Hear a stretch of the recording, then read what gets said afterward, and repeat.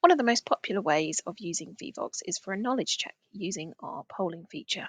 What this allows you to do is check your students' knowledge before you move on to new content within your class. It also allows you to grab the students' attention and engage them, but also allows them to better retain the information. So let's take a look at how we do this. Once you've set up your session ID in your dashboard, you can start creating your polls. I've already created the polls for my class here, which is a selection of knowledge check questions, engagement questions, and questions to provoke discussion.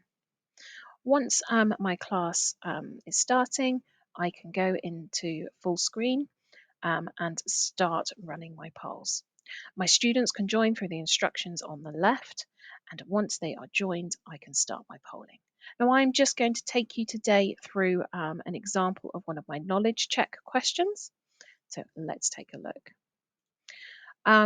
I can expand the image on this question here, but also the image gets passed back to the student's device, and I can see that I've got 2 students connected and their results are coming in.